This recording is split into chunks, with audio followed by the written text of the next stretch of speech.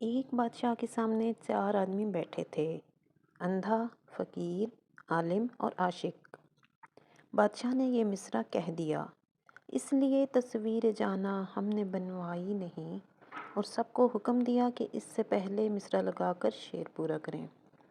اندھے نے کہا، اس میں گویائی نہیں اور مجھ میں بینائی نہیں، اس لیے تصویر جانا ہم نے بنوائی نہیں۔ فقیر نے کہا، مانگتا پیسے مصور جیب میں پائی نہیں، اس لیے تصویر جانا ہم نے بنوائی نہیں۔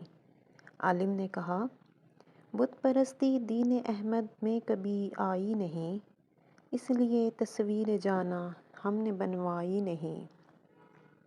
عاشق نے تو کمال کی حد کر دی، کہا، ایک سے جب 2 ہوئے پھر لطف یکتائی نہیں، اس لیے تصویر جانا ہم نے بنوائی نہیں۔